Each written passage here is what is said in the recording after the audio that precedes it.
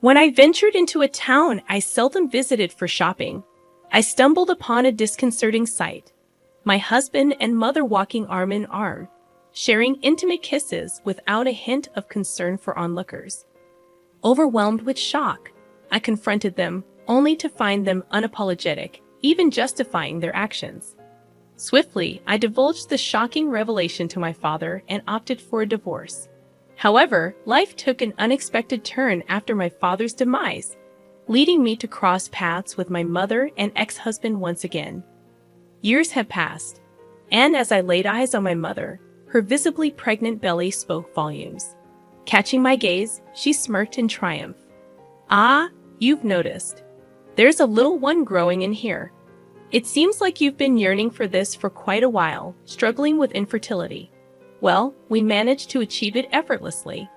Now I can finally embrace fatherhood." The decision to part ways had been a wise one.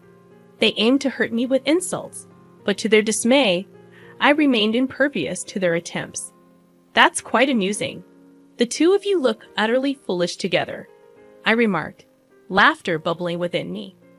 My name is Emily, a 24-year-old office worker, born to young parents entangled in a whirlwind romance. My parents, Linda and Ken, married hastily due to my arrival during their high school years. Initially, their union appeared promising, with my father actively involved in my early years.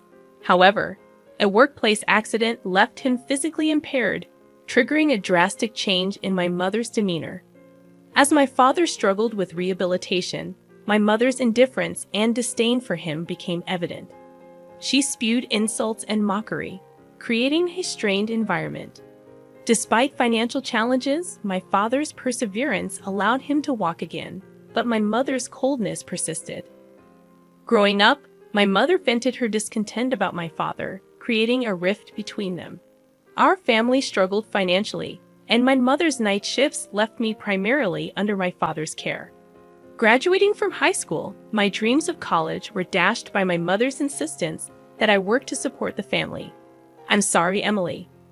My condition has forced this life upon you. Don't apologize, Dad. I'm content if it eases your burden." After years of hard work, I married Michael, hoping to create a warm family unlike my parents' strained relationship. However, the joy turned to frustration when conceiving proved elusive, and Michael shifted the blame entirely onto me. "I wanted kids too, but it seems you're the issue. Why can't we have children?" Desperate, I suggested seeking medical advice, but Michael stubbornly blamed me and refused infertility treatments. As my efforts to conceive faltered, suspicions arose about his fidelity, fueled by late-night returns with the scent of perfume lingering on his clothes. The journey that began with familial betrayal had woven into a tale of personal resilience and strength. Further scrutiny of the credit card statements unveiled unexplained expenditures, deepening my suspicions. Direct confrontation with my husband seemed fruitless, anticipating his evasion of the inquiry. The opportune moment to address my concerns emerged during an unexpected visit to a town I rarely frequented for shopping. Spotting my husband, who claimed to be working that day, walking with a woman by his side stirred curiosity. "Is that Michael? He was supposed to be working today," I mused, ready to call out to him. My surprise intensified when I identified the woman accompanying him. It was my mother. Since marrying, I had maintained distance from her, seldom bringing my husband to my parents' house. Observing them discreetly, my astonishment peaked as they held hands and kissed. Unable to contain my shock, I confronted them, chasing after the unexpected duo. "Hey, Michael. Mom." Caught off guard, they halted, feigning surprise.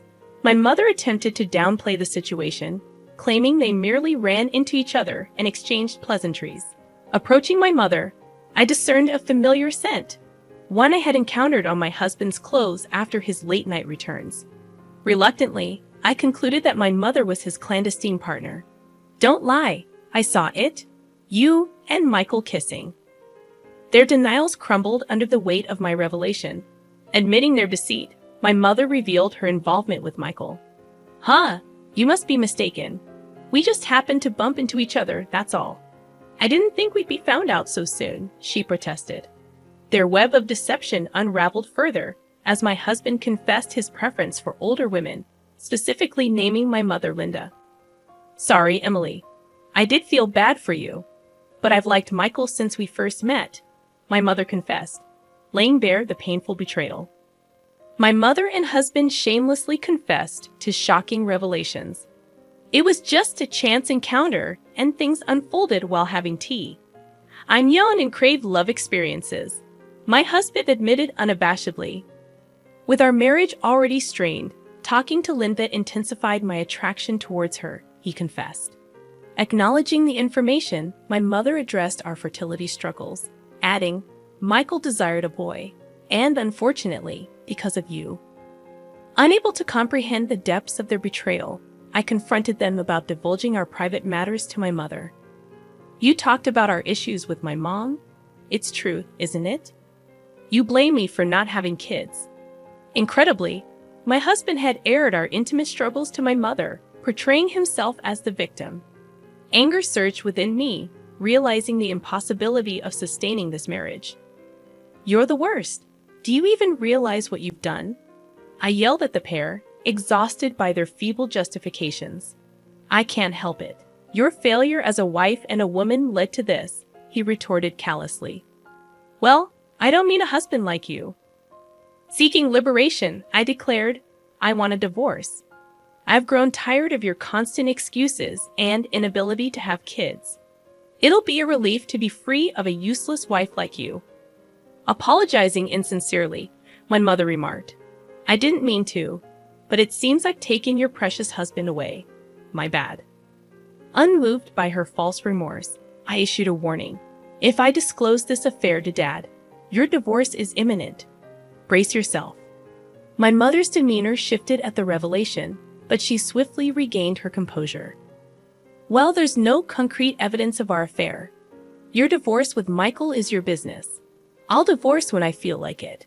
Let's go, she declared, prompting Michael to hastily abandon me. Despite their evident infidelity, my mother displayed no urgency in divorcing my father.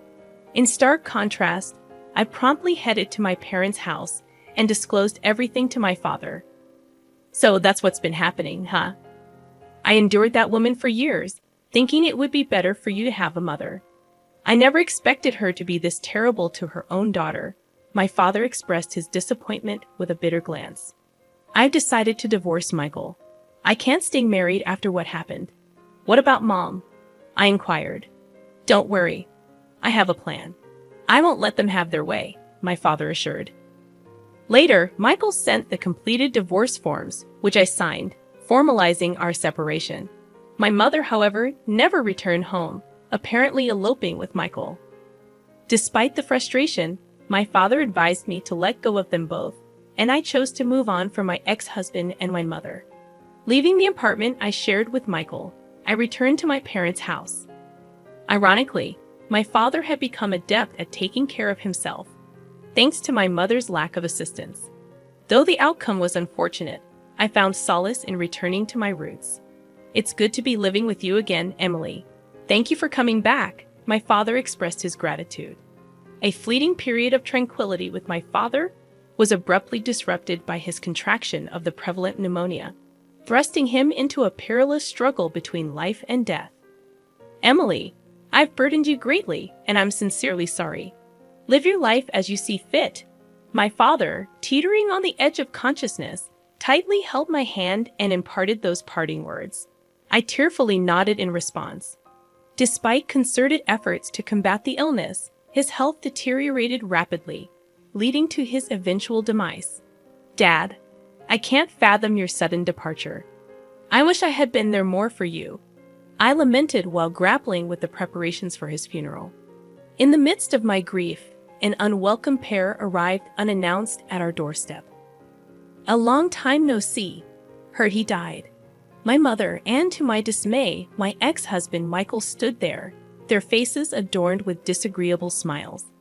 They intruded with a brazen sense of entitlement. Why are you here? Leave. Who do you think you are? I am his wife. It's only natural for a wife to be present when her husband passes, my mother asserted. How dare you say that after abandoning us for years? Ah, yes, Say what you want. Regardless of your objections, I am his wife. That entitles me to the inheritance. Wasn't there insurance?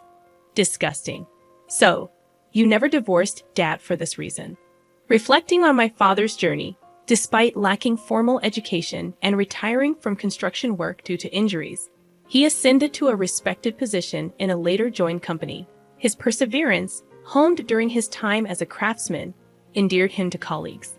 My mother's decision to abstain from divorce now seemed strategic, securing a share of his hard-earned legacy. Now let's discuss the division of property. Knowing him, he wasn't driven by material desires, so I'm aware he saved up quite a sum, my mother suggested, pushing the conversation forward. It was then that I noticed something peculiar about her. She was dressed in maternity clothes, and her belly was notably large. Catching my gaze, she chuckled triumphantly. Oh, you've noticed. Yes, I'm carrying Michael's child. Unlike you, Emily, who couldn't conceive. We succeeded right away.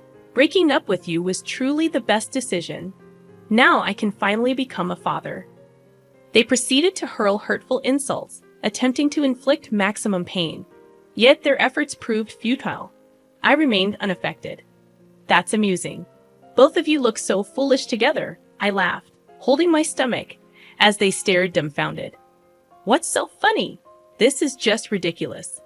But are you certain that child is truly Michael's? My question irritated Michael, but my mother's composure wavered. Her eyes darted around, revealing a visible unease, though Michael remained oblivious. It's undoubtedly my child. Don't make baseless accusations out of bitterness. Yes, exactly. No need to be bitter. We'll see if it's baseless once you see this. Stepping away, I returned with the document in hand, presenting it to them. What's this all about? What? Why are you so surprised? It can't be that significant. What's the meaning of this? Both were taken aback by the document. A detective agency's investigation report summarizing my mother's social interactions. After my mother eloped with Michael, I coincidentally spotted her in the city. However, she wasn't with Michael, but with a young man I didn't recognize. Following them discreetly, they entered a hotel together. What does this mean? Could it be that Mom is? Having consulted with my father during his lifetime, I opted to investigate my mother's behavior, sensing its potential usefulness. The detective agency's findings confirmed my suspicions. My mother was deeply entangled with a man other than Michael. As Michael read the document with disbelief, he cast accusing glares at my mother standing beside him. What on earth? Were you deceiving me? This is absurd. Emily is lying. The child in my belly is undoubtedly yours.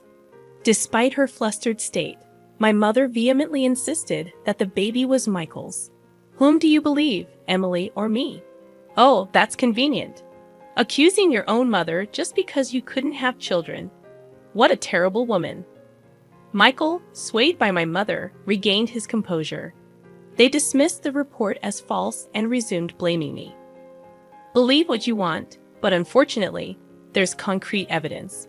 You can come out now. Summoning someone from the next room, a man entered. Who's that? I don't know him. Both were puzzled by the appearance of the unfamiliar man. This is my husband. You wouldn't know him, of course, because after you, I remarried him. His name is Tom.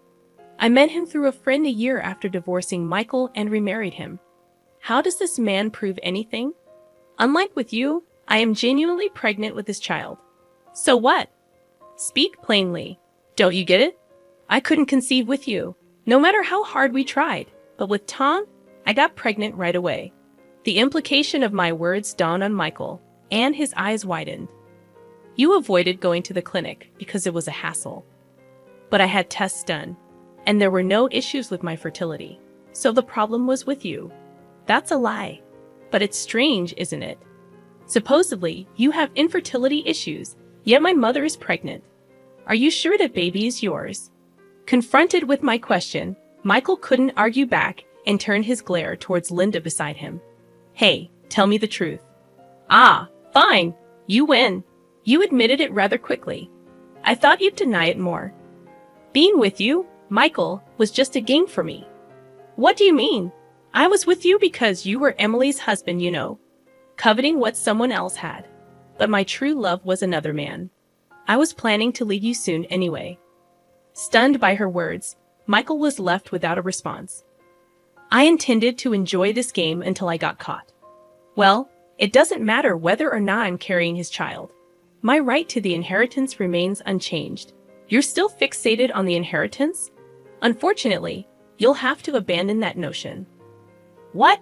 How many times do I have to say it? I never divorced your father, so I have a right to the inheritance. That's what I've been trying to tell you. There's no such right because you and Dad were divorced long ago. That can't be. Maybe you've forgotten because of your age, but Dad had the divorce papers you already filled out. When I reported my mother's affair to my father, he revealed a completed divorce form. Apparently, he had kept it without filing it because of me. But before he passed away, he used that form to divorce my mother. So Linda, you won't get a single penny of Dad's estate. Do you understand now? That can't be. At my words, my mother, who had been smug until then, turned pale. Michael continued glaring at her. I'm going home. Realizing her affair was exposed and that she would not receive any inheritance, my mother fled as if running away. Later, my mother did give birth to a boy, but it was clear without even needing a DNA test that he was not Michael's child. I never thought you'd be such a jerk. He abandoned my mother, who failed to secure any inheritance, and disappeared. The man who was my mother's main affair partner also ran away upon learning of her pregnancy, as their relationship was apparently just a casual fling for him. In the end, my mother became a single mother at 40, left to raise a young child on her own without anyone to rely on. She is raising her son on welfare. The care of a small boy at her old age is physically demanding, and she has aged significantly. I once saw my mother with her son from a distance. With increased gray hair, she looked more like a grandmother than a mother. Meanwhile, I gave birth to a healthy girl, and now our family of 3 lives happily. Ironically, the child my mother gave birth to is my half-brother, and he will be in the same grade as my daughter, making our family situation quite complicated. On the anniversary of my father's death, we planned to visit his grave as a family of 3. The betrayal by my ex-husband and mother was painful, but it led me to gain an irreplaceable family. Surely he's watching over us from heaven, right? My father in heaven. He must also be delighted with the birth of his granddaughter. With the love he gave us in our hearts, we vowed to continue walking closely as a family.